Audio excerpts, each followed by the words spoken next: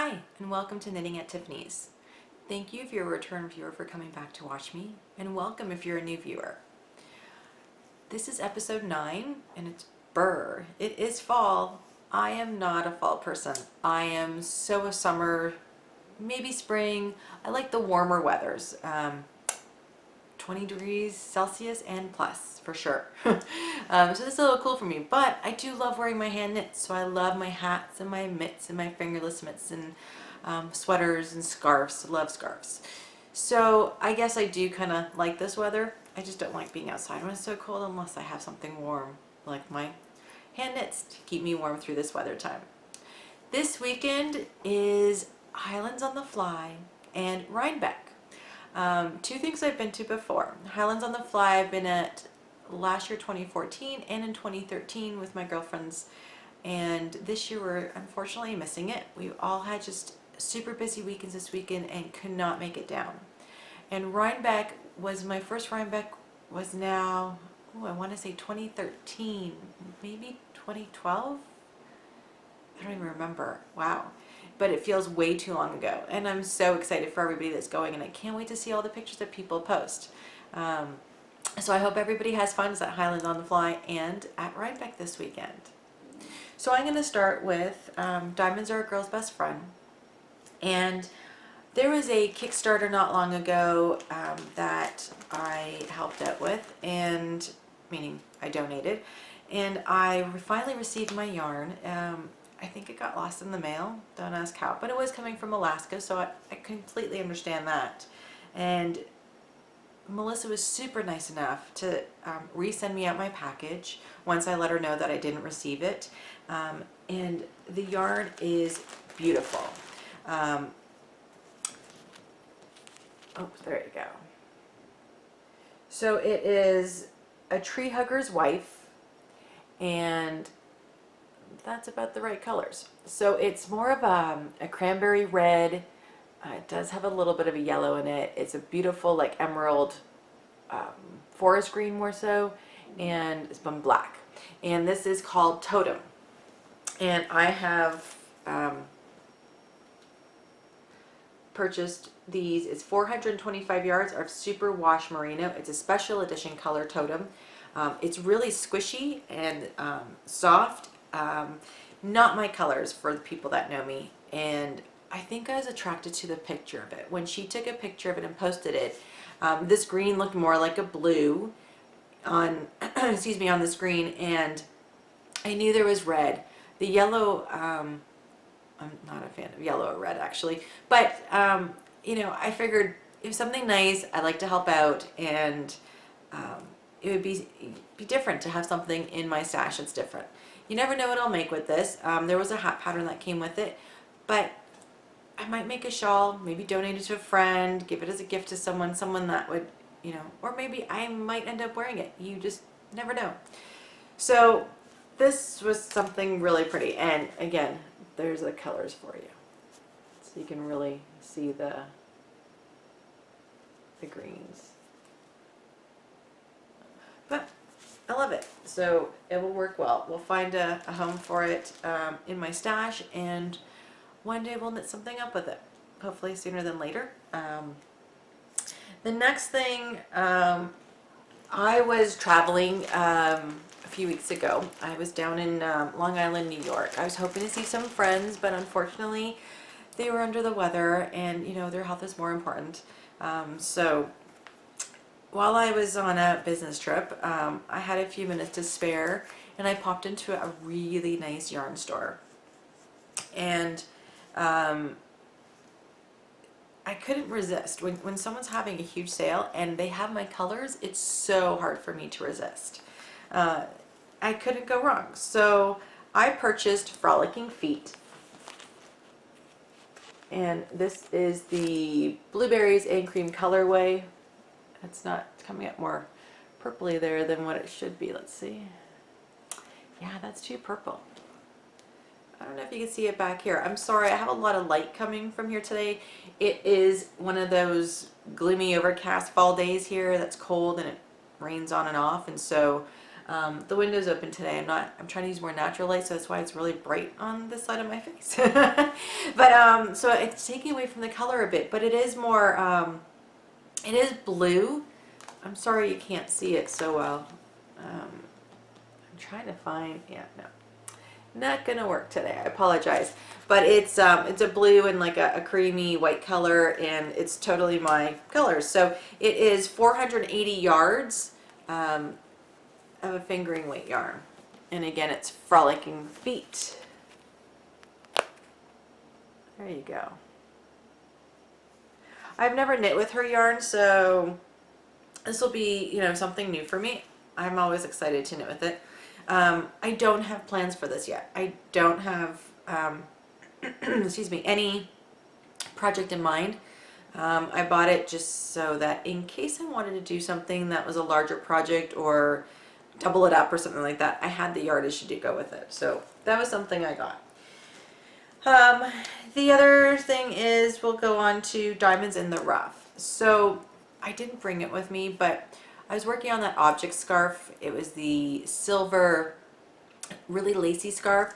The only thing, I had an error in it, and it's not lining up. And for some reason, I'm kind of picky about that, and I don't like it. So I'm about this far into it, which is maybe probably about 6 inches of that, and I'm debating to rip it all out. And it's been put on hold because I was working on another project.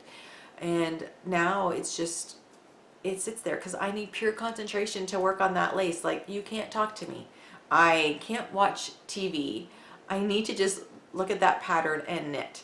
And I'm debating to pull it out because I see the difference, but there's actually an error in one of the stitches counts on the row now, and I can't fix it. I've gone back and taken out the row. I've tried to see where my mistake is. I've gone back and taken out 2 rows, and I've had no luck so far.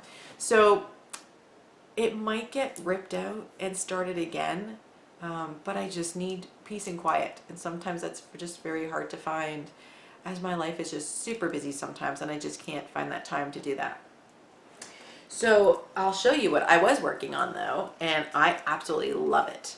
So it is the jasmine scarf, and I love it. I absolutely love it. Look at that. Oh, look how pretty it's coming out. So the color is Frost, and it's a gray and cream, and it is by Highland Handmaids. There's the tag, Frost, and it's her black ash worsted. Come on, focus. There we go. Black ash worsted. I love this. I have never knit with this. Oops, sorry, I kicked the stand.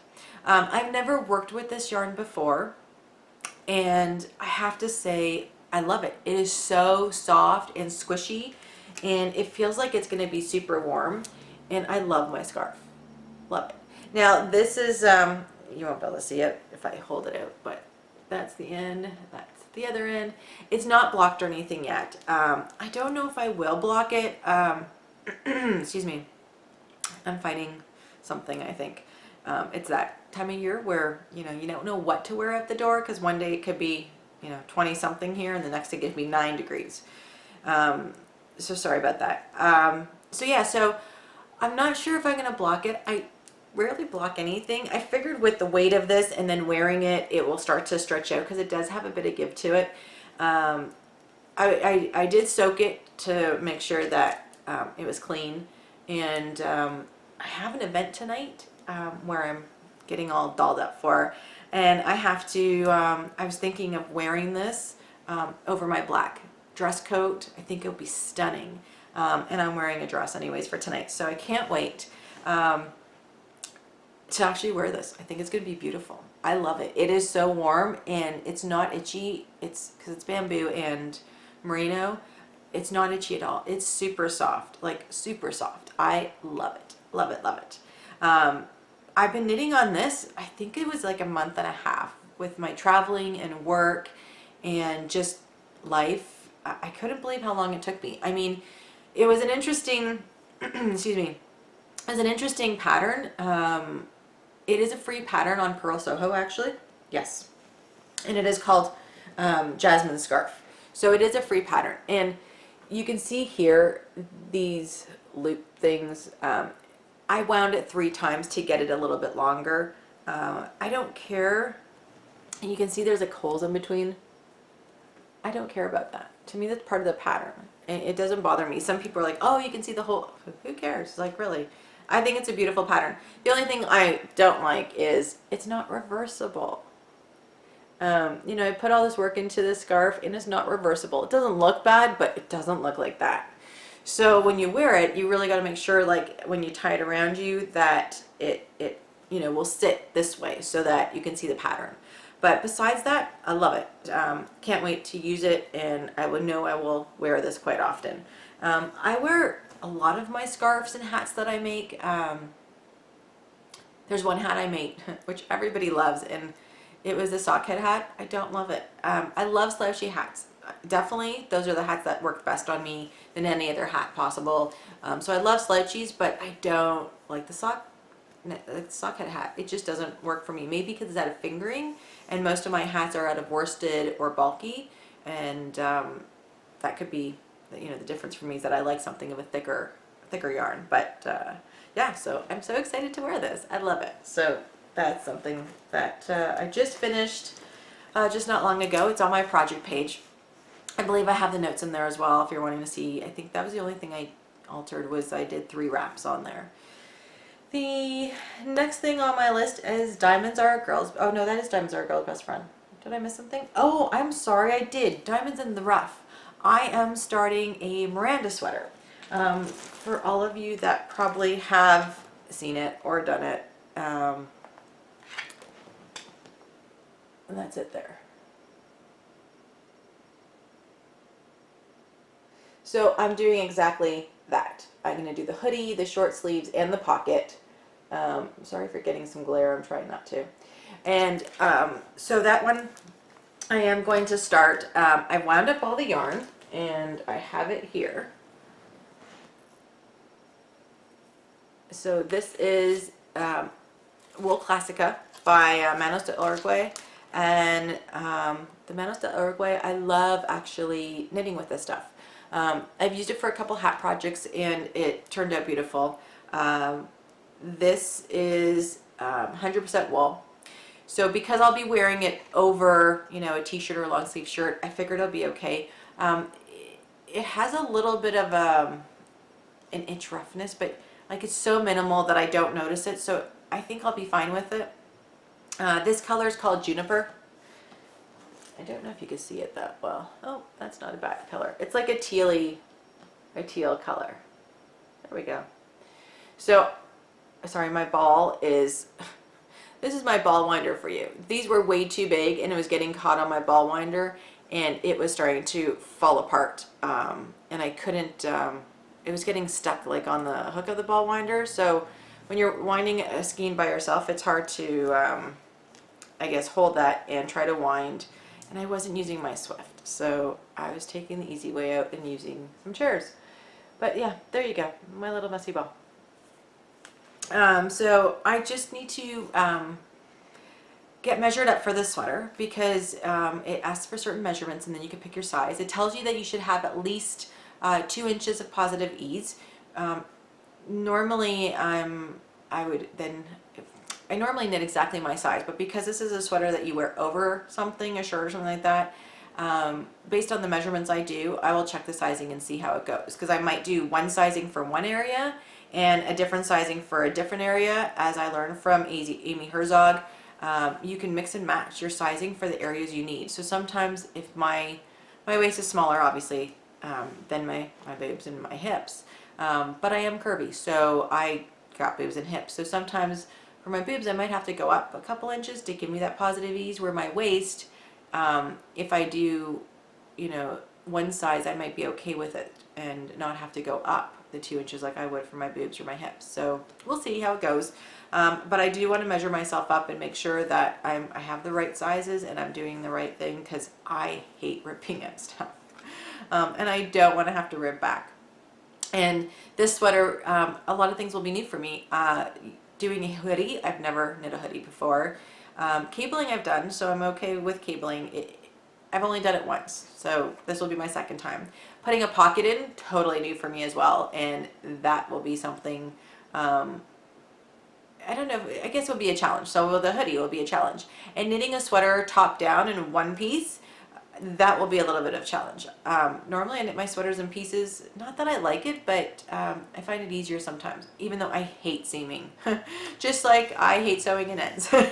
So it's all going to be something new to learn, and I'm good with it. And if I have any design elements, depending what they are, I'm sure I could live with them.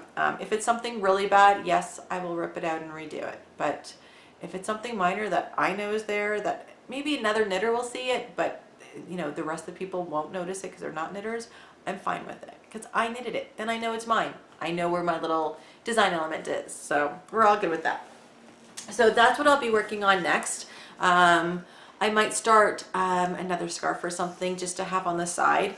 I find that I tend to lately knit on one project, want to finish it, and then start on something new. I know a lot of people have a lot of, you know, works and projects always around, you know, if it's socks or mitts or something, shawls. Yeah, I have, I'm trying to think, I have a pair of socks that are probably still in the works. I've gotten one done and I think I'm just coming up to the heel. And what else do I have? Oh, and I got to finish some thumbs on my mittens because I don't use DPNs to knit with, and I'm trying to figure out how to do it with Magic Loop won't work because it's a little too small, so I'm trying to get 2 circs to do the thumbs, and even that is a little bit hard. So because I don't own DPNs, I might have to go somewhere to a friend's house and borrow some to finish the thumbs on my mittens so I can wear them. Besides that, I don't think I have anything else. I might have old projects, like really old projects, but I don't even know where they are. They might still be in one of my Rubbermaid bins. The other thing I've been doing is I've been working on my knitting room and organizing my yarn. I'm trying to take pictures of every single yarn I have, which is kind of scary because it's getting up there. And the more pictures I take, I start to see my count of my stash of how much I have, and I'm like, wow, I have way too much yarn. But you know what? You can never have enough yarn, so can't say anything. And I know that I probably don't have as much as other people, and I might have more than some, but you know what? I'm very cautious of what I buy lately. And last year, I think I only made purchases at, oh no, sorry, this year. This year I purchased Miss Bab's yarn, and when I travel, I tend to stop at a knitting shop and I might purchase something there, especially maybe an indie dye or something like that. But I also purchased at SSK yarn because I knew I was going, and I didn't even purchase a lot this year. There was a lot of vendors there that I did want to purchase from, but I was trying to control myself because the other years I purchased a lot. So it's not like I'm not going to purchase, but right now with the US dollar being at a 30% difference for Canadians, it's huge. So if I'm purchasing yarn at like 20 something dollars and shipping's maybe $10, that $30 yarn is almost $50 Canadian for me, and I can't justify that. Unless someone was to give like 30% discount and free shipping to Canada, I'm all in, no problem. I would buy something from you. But right now with the US dollar and Canadian exchange rate, it is astronomically expensive for us to purchase things. So I'm no problem supporting my Canadian indie dyers because they're local for me. I purchase Canadian dollars, they ship in Canadian dollars, and I don't have to worry about anything. But US is just a little bit on the pricey side for us right now, unless it's something I really want or really need. A whole different ballgame. But I have enough yarn right now to knit through. So this was actually at a stash, the Wool Classica, and for the Miranda sweater that I'm making, it's at a stash. It came from actually my yarn box, and I traded my girlfriend. She has exactly the same color and she had some more, so I traded her for that. So I have enough now to hopefully do that sweater, and we'll see how that goes. I'm excited to knit it. I've made a few sweaters. One of them I actually got rid of a few years ago. It was my first sweater I made when I got back into knitting, and it was a raglan sleeve, and it was like a heathered brownish kind of cream color, and not my colors, but back then maybe I wore it, but now I wouldn't. And it didn't fit me. It didn't fit me back then. It was too tight on the arms here, like, you know, from underneath your underarm to your shoulder. It was way too tight on me there. The sleeves were a little bit short. I don't know why I didn't fix it back then, and I guess the instructor back then just said, yeah, it looks great, keep it. So I did. And now I got rid of it, unfortunately, because it was not something I wanted around my house and it was kind of falling apart. The yarn wasn't the best, I guess, and that taught me something too. So otherwise, yeah, I'm going to be working on this, and as I said, I might start another scarf, but I'm not sure, just to have on the side. We'll see how it goes. I've been drinking lots of hot tea. Love David's tea. If you guys drink David's tea, the spiced apple cider, I believe it is great. There's so many good flavors from David's tea that I tend to be there every few weeks now buying something, just because I love flavored teas. I usually drink herbal teas, some robust, and sometimes I'll touch a black tea or a very, very low, what do you call it? Oh my God, I can't even remember. A very low green tea because of the caffeine in it. One of those days today. So yeah, I'll either drink. I'll try to have a few black teas just because of the flavors, or the odd green tea. But that caffeine just wires me. It's something I don't drink on a regular basis. I'm not a coffee drinker.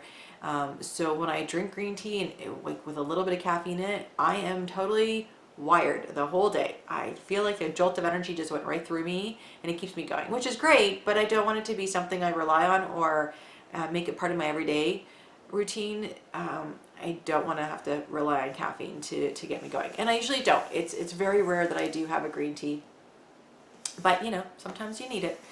And so yeah, that's been something I do. I knit in the evenings, and I've been drinking lots of tea and working a lot and traveling in there.